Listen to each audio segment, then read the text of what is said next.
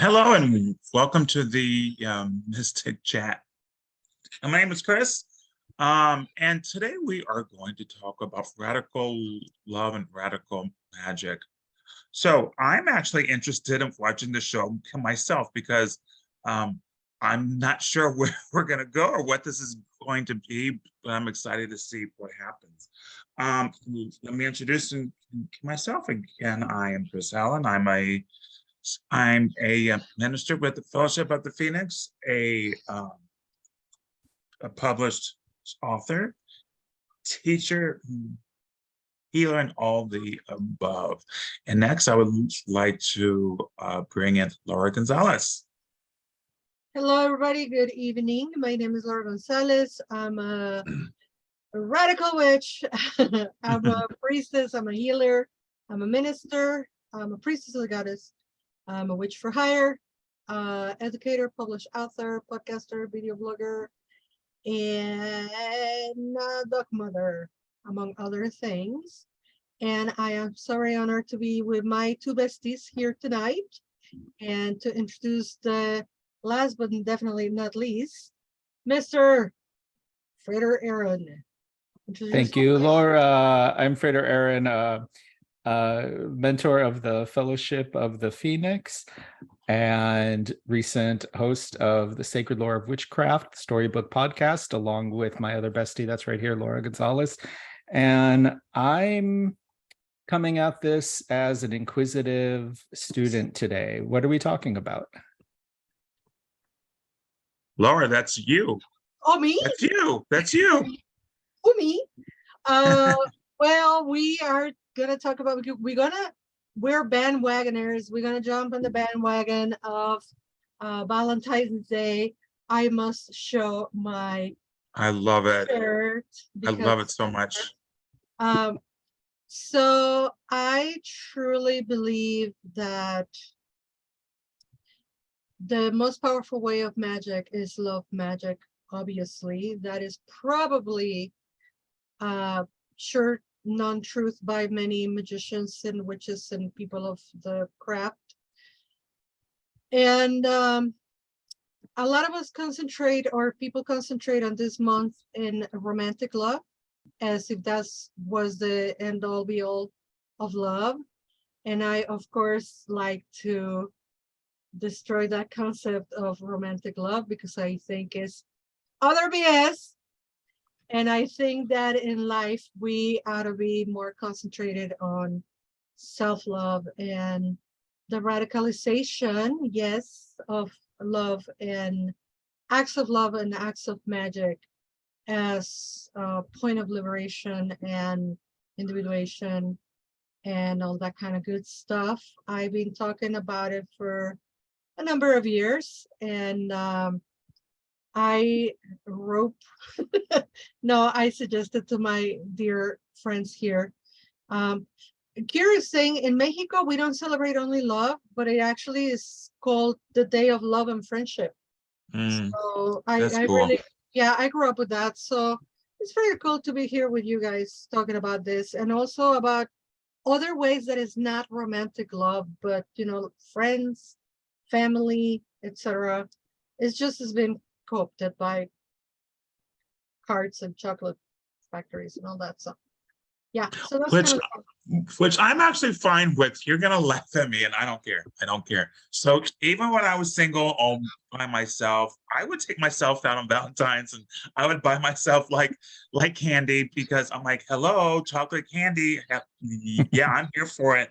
So and I would like honor the goddesses of love and sexuality, and I would like do a whole ceremony for them and watch a romantic movie. And I was single. I didn't care. I loved all that crap. Which kind of leads me into the whole idea of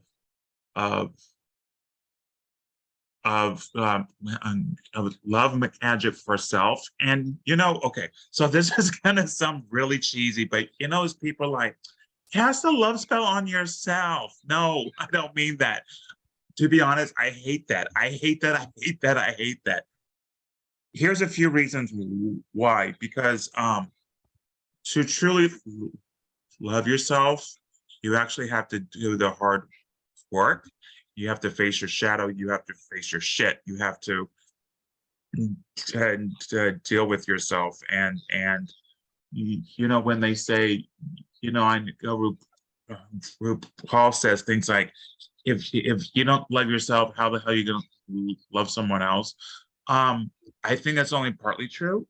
I think that loving yourself is a lifetime journey. And I also think, and this is where the spirituality aspect comes into play, that I think all relationships, friendships, families, lovers there are teachers, and they teach us how to grow and to be and to take a look at ourselves. And you know how they say that, and I know this is a new age concept, but I agree with it, that the people in your life are a reflection of yourself, even the people you don't like. Um, and there's magic in that. So there's magic, and when you have friends and partners, like, what do I need to learn? And I have to say, for myself, with some of the partners I've had, it's had to learn patience. And I, but anyway, getting back to the whole magic of celebrating life and love, and Beltane is like my second favorite Sabbath. I love it. I love it. I love Beltane. I love everything from its made to the color to sexuality and blah blah blah blah blah. So what else about radical love, Laura? How else can we find radical love? You do a spell for self-love? No, please don't do that. No, in all seriousness, I think it's like everything, right? Context is key, and the spell that you do of radical self-love, the spell that you do of loving yourself, it is exactly what you just said. It's the work that you put on every day. It is about recognizing value on yourself, recognizing value on others, and going deeper into that. Oh, if you don't love yourself, you cannot love others, which is, again, other BS. It is so limiting, that idea, that if you don't love yourself fully, you cannot love others. Then we will spend our whole life not loving anybody, because to love oneself is a lifetime journey, which is exactly what you just said. I think that my idea of radical self-love is bringing that, kind of like breaking it down, unpacking it, and actually making it part of your daily praxis. I know a lot of people probably don't like that I do what I do, but that's what works for me. If you follow me for a minute on Instagram, you know that I constantly post photos of myself with the hashtags. It's all about me. I'm obsessed with myself. I love myself. Ego shadow of the day, blah, blah, blah. It's very tongue-in-cheek, and I know it's not for everybody. I know for a fact that some people really dislike when I do that. I have to do it. To me, selfies are therapeutic, because I live in a world that has told me I need to have blonde hair, blue eyes, be 6 feet tall, and weigh 100 pounds. And it's unattainable for me. It's absolutely unattainable. So society teaches you that your value depends or is relative to what you look, how much you have, and where you're from. And my brand of radicalizing that is saying, I'm going to just take space, and I'm going to love myself today a little bit more than I did love myself yesterday. So I'm not going to go so much into the radicalization of self-love. That is the gist of it. I have to put on my commercial. I'm going to teach a whole class on love spells on Sunday. You can still sign up for it. But part of it is that, and I'm not kidding when I'm saying, yeah, you do a spell to love yourself in that context, in the context of You look at yourself in the mirror every day and you say, I love you. Even when you're not feeling that you love yourself, just do it. You know, make it part of your practice and part of a habit. The other part of it is, which I want to really get into, is the love magic. You know, love to do spells. I know you're gonna hate me. To love yourself, but also to boost the signal, to tell the universe that you're ready and open to find love and to give love and all that. And also to do love with your partner if you have them, or partners, or a pod or whatever. Wait, did you just say pod? Yeah, yeah. Wait, tell me, explain this to the audience. What's a pod? I don't know. I think Aaron can actually help me on that for the simple fact that he's more academic. But different ways of love, right? Polyamory is a thing. I mean, I'm not gonna tell you about something that I am not living this experience. I am not a polyamorous person, but there are people who are in relationships that are polyamorous. And to my knowledge, that's what they call their families. It's a pod, or it's a group of people that Okay, are. so when I hear that, I just hear like alien people who like the pod people. So I don't know that I would use that term. I mean, maybe that's correct, and I'm just ignorant. I don't know, but I don't know that it was like, yeah, I'm gonna hang out with my pod. And like, nah, I don't know that I would say that, but that's just me. I Okay, have you guys heard, have to see Aaron's face. He's cracking up over here. I know. Aaron, say something. Save us. So when I hear pod, yeah, I think of like a bulb, like a tulip bulb, or people will be like, I just dropped an episode of the new pod, and I'm like, so like, is that like when I'm eating a muffin on the podcast? Oh my God, stop it. Where are you going? No. Oh my God. Okay, yeah, that's a new term to me too. I told you I was going to be a student. Oh. But you Keep were going, gonna Laura. Tell us talk more about about the Lupercalia, no? I don't know a lot about Lupercalia. Do you, I do. Chris? All right. Yeah, so Lupercalia, it's a fruit for Luper, or Luper is in old Latin. It has to do with the wolves, and so if you remember, Rome was believed to be founded by Romulus and Remus, who was fed by a mother wolf. So that being said, it's in Rome, it isn't like in Chicago. It's probably more akin to Texas, to where February, where it's a little warmer. So it isn't quite spring per se, but kinda. So it's starting to warm up, and people are starting to think about sex and things like that. So in Lupercalia, there are stories about the youths, the young men who would parade down the street, and people would take leather straps made from goat hide and other things like branches, and kind of strike them to like for fertility magic, things like that. So it was this whole thing about, think of it as a Valentine's, but a little bit more fertility sexual. And that's basically the gist of it. Lupercalia. Some people say that's where we get our Valentine's Day.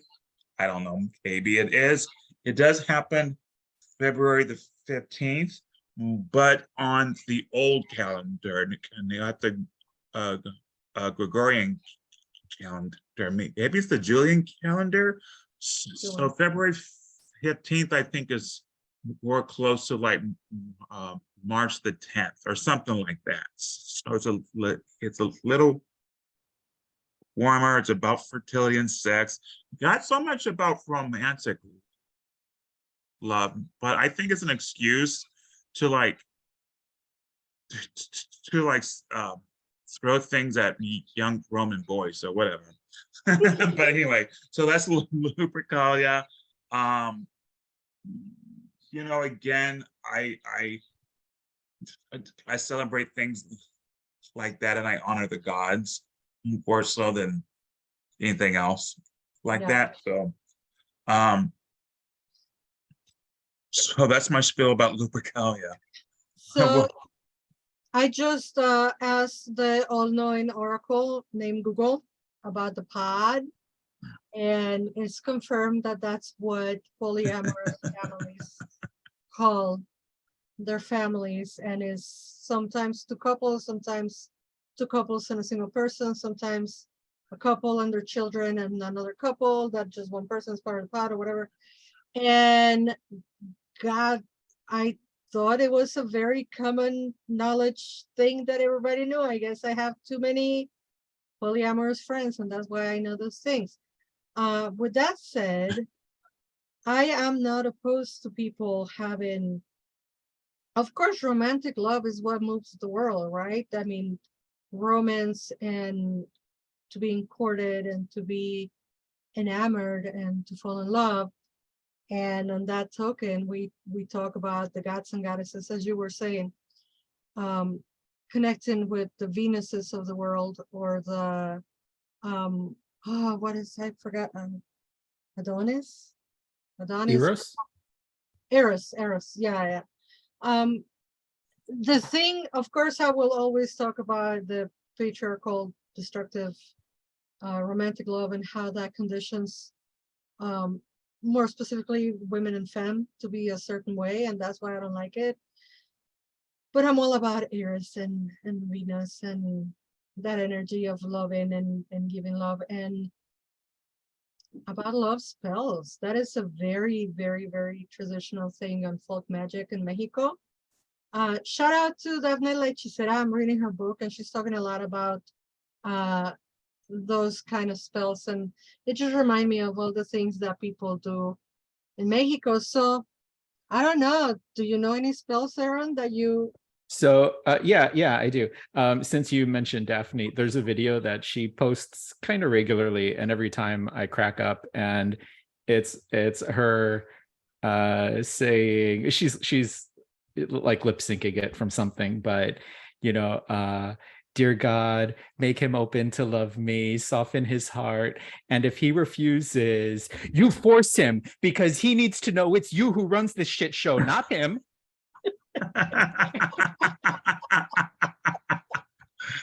Oh And my anytime God, it comes up, I'll watch the whole thing. Oh my God, that's awesome. I love that so much. I like a disclaimer-y part that is on her book, where she talks about that kind of love spells that are so very traditional with the Mexican and Latino community. That is basically that what you just said, Aaron, you know, like show him who's boss and he's gonna come begging me for love. And disclaimer, I don't do that kind of spells. I don't facilitate that. But she was saying, you know, like when somebody comes to you and asks you for that kind of spell, what do you do? And she says, she tells them the disclaimer, you know, like this is basically a love that you will be forcing into the other person, and you run the risk of being with this person when your actual intended person that was sent to the earth by God for you might pass you by. So what's your take on that? Any of you? What's your take on that So kind of the love spell? oldest, we have like records of love spells that go all the way back to ancient Egypt. Mhm. And just the way I think that, you know, knowledge was recorded, they're predominantly exclusively from a male perspective, right? Yeah. So because these temple priests were often the same people who were magicians for hire, and writing their notebooks. And that seems to have continued through the medieval and Renaissance grimoires, where there's also love spells. And again, they're also being written from a male perspective. They're similar to what you're talking about too. And you can even a little bit draw a line how they went through the grimoires, and like through like the Arabic grimoires into Spain, and then from Spain into the colonized country, and then down into the folk magic practices of those countries, which is pretty cool. And their domination spells, or some of them are they're just fire element curses. So let so and so be burned and tormented until she comes to me. Let her not sleep until she comes to me. Let her not be able to eat until she comes to me. And then when I'm done, let her go home and never tell anyone, you know. And I especially the one-sided sexistness of it is a difficult pill. You know, I don't, you know, say I would recommend any of those. I don't really have a strong problem with love spells overall. And I think there are love spells where you can do on others and yourself where it's not domination. It's let them be a little more open to the possibility. Let their heart be a little, you know, less frigid, or let them hear what I'm trying to say, things like that. And I did want to share one. In Shakespeare's Midsummer Night's Dream, Oberon says that there was a flower that was struck by Cupid's arrow and has since been called love in idleness. At that time, love in idleness was a colloquial name for the pansy flower. And it has the bright, either purple or strong maroon red color. And it was also known to heal heart and chest diseases, or believed to at the time. So it was known for heart problems, whether those be love or health. And you could incorporate pansy flower essence or make a simple syrup out of pansy as well, and use that for external love, self-love, heart, broken heart easement. I'm gonna have to go get me some pansies. I was looking today. Yeah, we planted a few, but there aren't very many flowers yet. They're beautiful. I'm looking at them on the oracle. Yeah. They're beautiful. You know, when I was young, or I used to believe in that whole idea of you have one twin soul and blah blah blah, and you're destined to be together and blah blah blah forever. And I have changed my view on that. I believe in soul teachers now. I believe that just like I said before, relationships are supposed to teach you and help you grow and give you joy and things like that. Because you know, I thought of things like, what happens if your soulmate gets run over by a truck or dies of cancer? Then what? I mean, is that why certain people are lonely? And then what if you're I mean, because anything can happen, like they could go to prison or they could get a job in Europe. I mean, you know, who knows? So I don't know. I do think that relationships energetically mean something, spiritually mean something. I don't necessarily think we're destined to be with one person. And part of it is, like, I've seen people who are together for 20 years and the wife dies of cancer, and it's horrible. And then he gets a new wife and they're together for another 20 years. So who's to say how it's supposed to be, how it's supposed to work? When it comes to love spells, I think those fiery dominant spells are rapey. However, it's a part of the culture. I mean, you also have to remember this is the same culture where, women were considered like cattle, and their father auctioned them off. It's just a different culture. And not to say those spells are okay or correct or anything. It's just a different point of view. One of the spells I see all the time is don't let him cheat, or or or or or make him think I'm beautiful and things like that. And I'm just like, and one author, I don't remember where I read this a long time ago. One author said, what's the difference between a love spell and someone who dresses up and is charming and tells you everything you want to hear and seduces you with their energy? What's the difference between that and lighting a candle? Honestly, I think it's the same thing. I think it's the same thing. And I think that,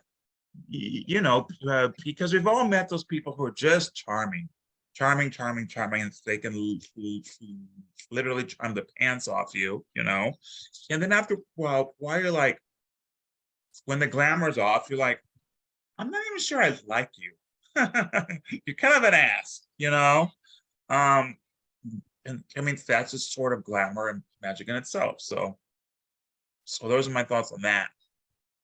And I think that's why precisely you do the spell to love yourself first. And again, we're talking about semantics is the big difference. Because when you know your worth, or when you're learning your worth, or when you're working on learning your worth, maybe you're not going to be so easily talked into the glamour of something or someone. I think that's where the difference lies. Other than that, yeah, it's the exact same to wish for a lover specifically, or to be infatuated with someone that might have those qualities, apparently the qualities that you like so much, and then you get to know them and you get married, and then they're not even close to what you thought they were. And then now what? Well, if you have enough love for yourself, maybe you leave, and that's the other thing. When you talk about the cultural difference of time and space, back in the day, you couldn't leave. Right. You especially women, they couldn't leave. They couldn't just up and go. So it's a completely different context when it comes down to time and space, region, etc. We have our requirements and what we need and deserve in a relationship, and the other person does too.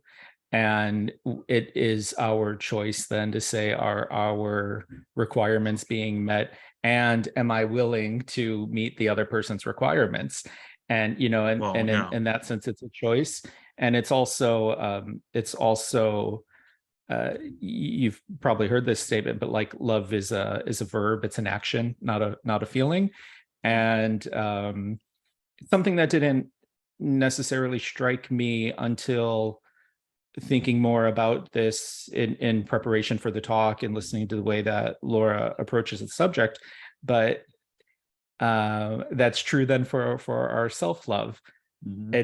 It's not just like, oh, I don't love myself, or I do love myself. It's an action. It's a choice we make to do the activities that are loving at a regular basis. And well, I don't know that I've ever thought of it in that way.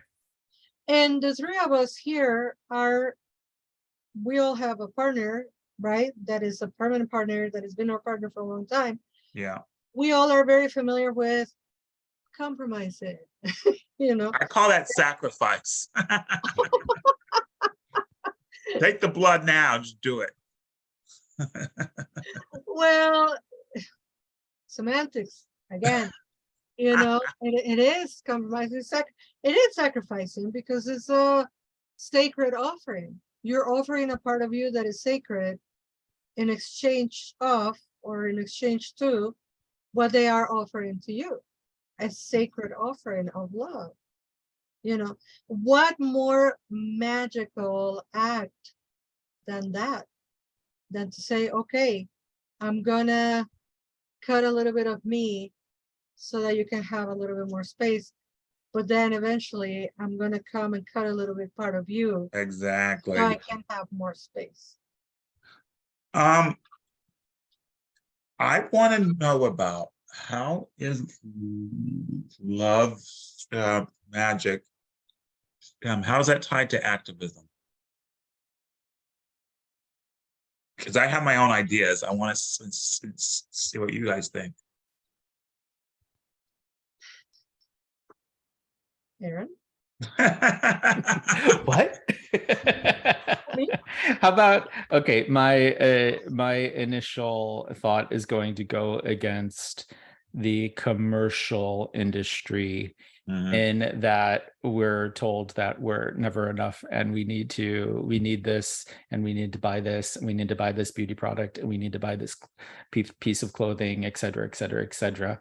And if we can cultivate and enchant ourselves enough to have a strong sense of worthiness and love without that, we could topple the industry. Absolutely. You know, one of the things I was thinking about activism and love is, you know, when George Floyd died and people were rioting, that was a love of community, and it came in where I think a lot of white entitled people were confused about is they had, because they were upset, angry, rioted, and like, but that's not the love I see on Hallmark. That's not the love I hear about on commercials.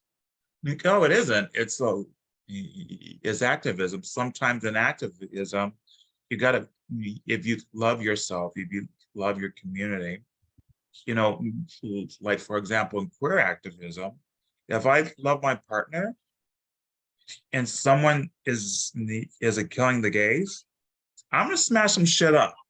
Sorry, I'm gonna smash some shit up.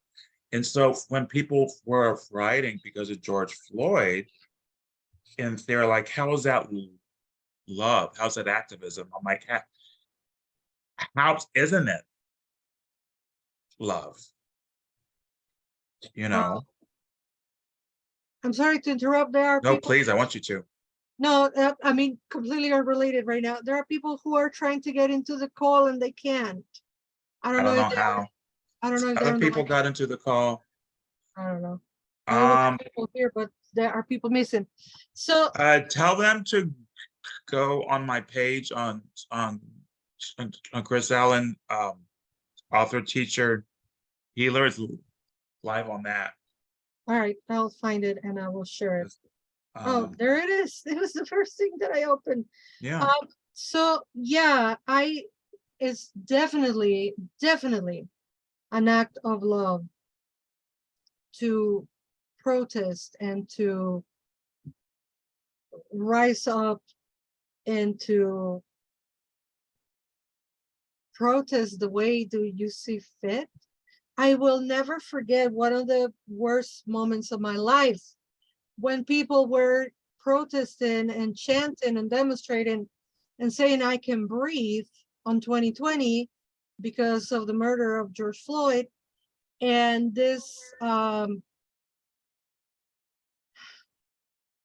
white culture, pagan love and lighters telling people that's not how you chant because you cannot chant I can't breathe. And I'm like, boy, you do love yourself so much that you feel entitled to tell Black people how to protest, like what the actual fuck. And also stay in your lane, stay in your lane. But anyway, it is an act of love to exist, you know. The majority of times when people ask me, so what is your activism? What do you do? as a part of your activism? And my short answer is, I exist. Right. You know, I exist in a world that tells me I shouldn't exist. Love and activism, everything that Aaron said, ditto. Everything that you said, ditto. And also, not to hit a dead horse, that radical self-love, allowing myself to be loved, to give love, to take space, to something that my husband and I have been doing for ages is we love chocolate. You better believe on Wednesday, we will be the first ones on the store when the chocolate is 75% off. So, you know, that is part of, in a funny way, if you will, to break the cycle. But most importantly for me, the most important part being the one that was designated at birth, women here amongst the three of us, self-identified cisgender woman, queer cisgender woman. I think that's, I don't know how you say it. We are conditioned to love ourselves in a certain way, and we are conditioned to love others in a certain way. And there is this belief that if you don't love yourself or others on that certain way that was assigned for you, then it's not true love. To which I say, no. I am going to love without possession. I'm going to let people who love me without possession. I am going to love without changing myself, and I'm going to love without trying, active word, trying to change my partner. I mean, my bestie and I know each other more than anybody in this world, I think. And Aaron knows, like, there are things about my partner that irritate me, but I'm not going to change that. I'm going to let him be who he is. He is a flirt. My husband will flirt with everybody. And if you have met him for 5 seconds, chances are he flirted with you. I don't think he flirted with me. I don't think you guys were enough time on the same level.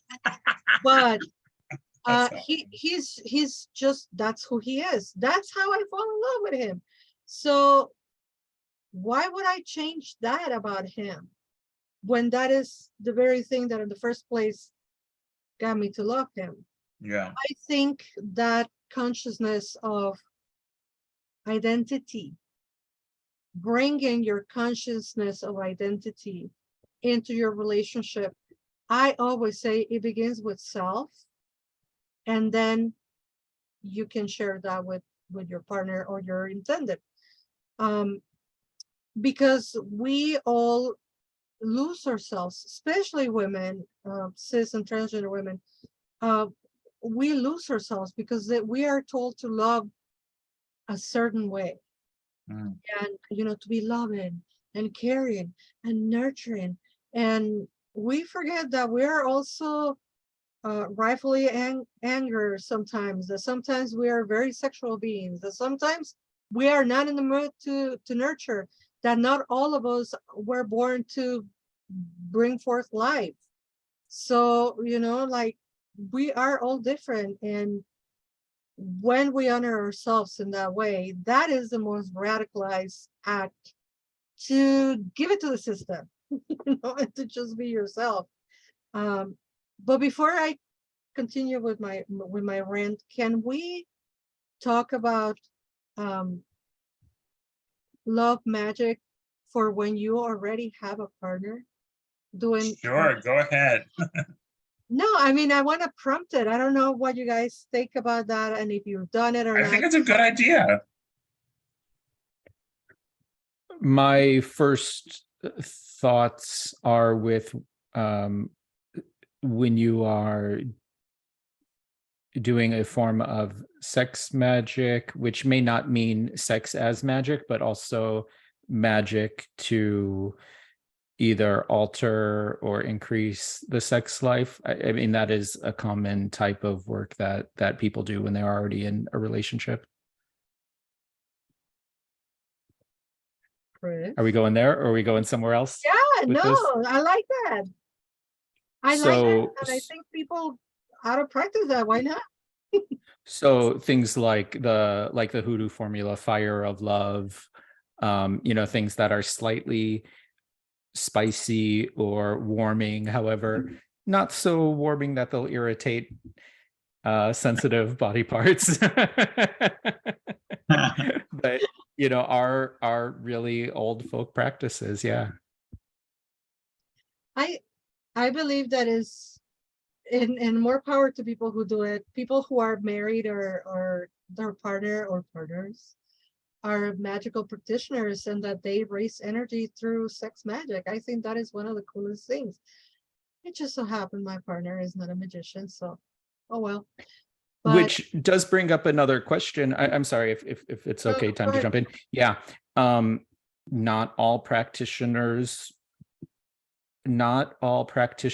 limit their sex practice to when the other person is knowledgeable of it. And I don't know if that was the shortest way to say that or not, but they don't necessarily have to be participating on the magical part. Yeah, so I have some ideas, and I'm not judging it. I'm just saying I have two thoughts about it. The first thought is, the other person can't control your thoughts. Like, I could be thinking about someone else. I don't, for the record, but I'm saying I could. And what's the difference if I'm thinking about, oh, I'm gonna get that job, and just because, and I'm a magical practitioner, if I think of something, I automatically send energy to it, even if I'm like lighting a candle or not. On the other hand, on the flip side of that, it's kind of like sex magic, how I was, trained, was you have to think of it as a circuit. You have to, both people make it more powerful. If one person isn't a magician, then it kind of, you're only halfway there, For me personally, to be honest, because spirituality, I live and breathe that shit every single freaking day, from my massage practice to my chaplaincy to school to my congregation. So when I'm having sex, I don't want to do more magic. God damn. Can I just like have fun for just the sake of having fun, But to be honest, I want to say something else, sounding like a total bitch about it, but I always feel like I think there are more powerful ways to do magic without sex magic. I also think that I'm trying to use my words appropriately.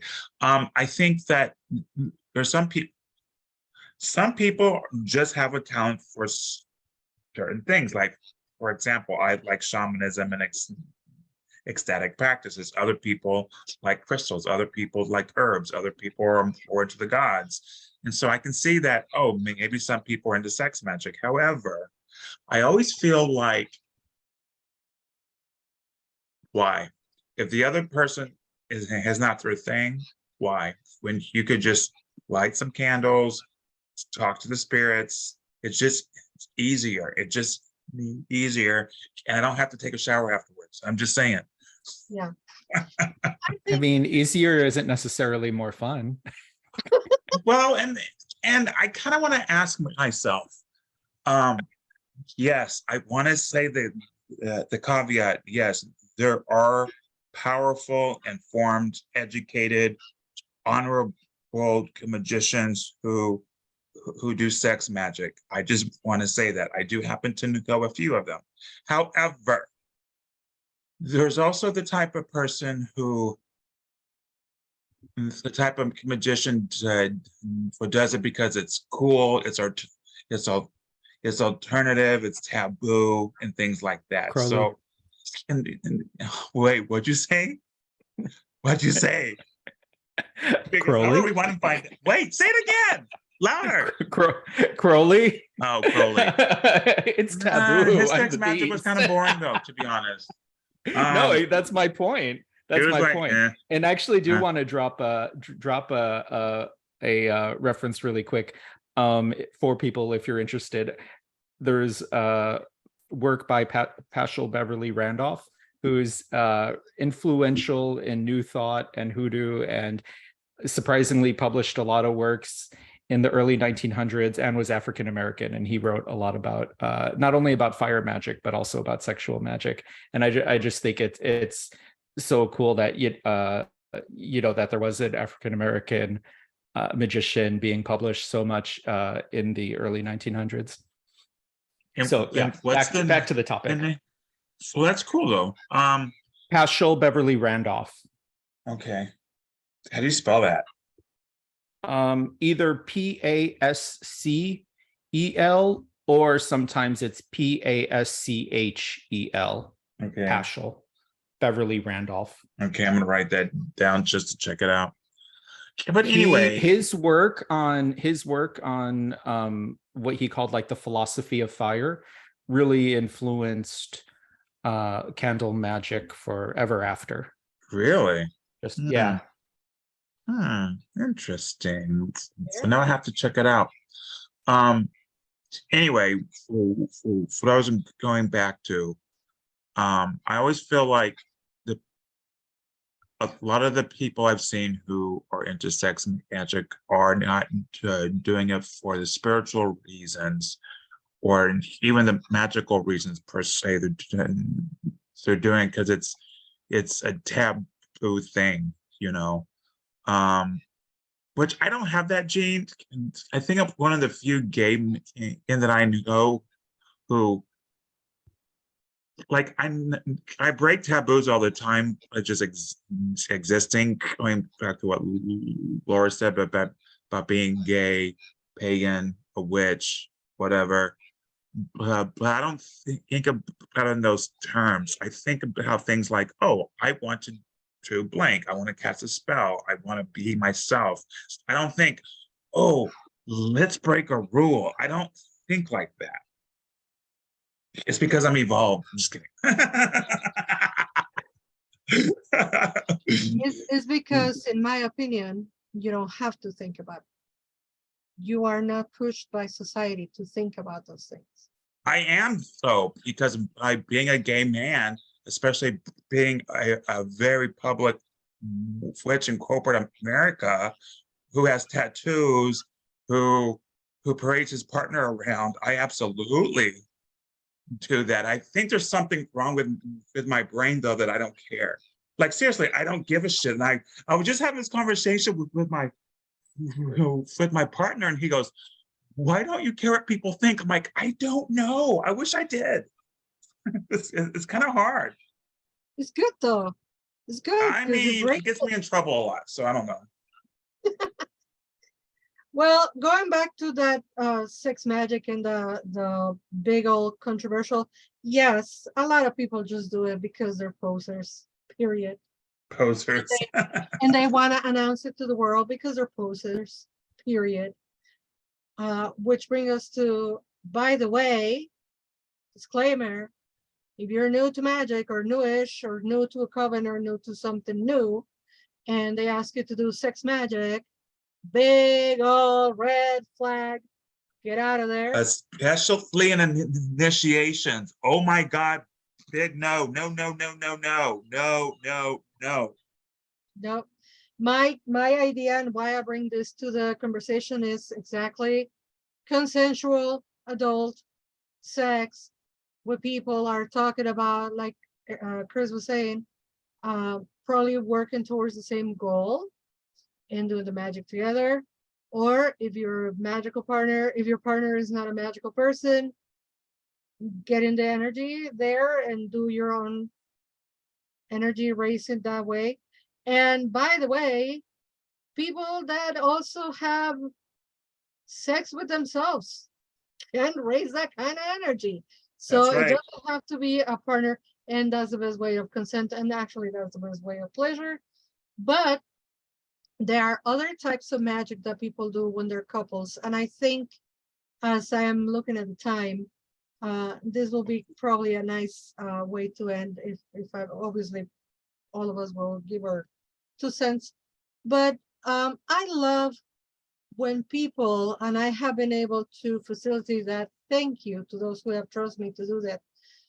When people love each other, they're already in a relationship, they love each other, and they just want to increase that love. They want to do like a love protection spell or love increase spell or increase of sexual activity spell or sweetening the thing and making the whole apple and sugar and cinnamon thing. I think that is a very, very nice way of doing magic when you are already in a committed or formal or semi-formal relationship and you want to boost the signal or put extra energy into something. And if that is your case, more power to you. Happy Valentine's Day. That's it. I'm out. On that note, Aaron, do you have any closing words? We didn't really get into it, but I do think love can be mystical, and sex itself can be mystical. You know, it doesn't have to be magic. Like Victor Hugo, loving another person, you see the face of God. Yeah, I really like That's that. actually kind of cool. I like that. I'm glad we're closing on that.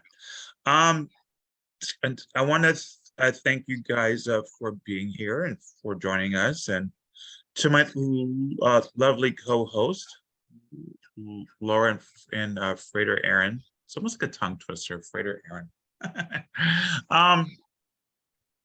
Let's see. I think that's it. And you have a good Lupercalia, Valentine's, sex magic, love spell, self-love, whatever it is that you're going to do. To quote Laura, you do you, boo.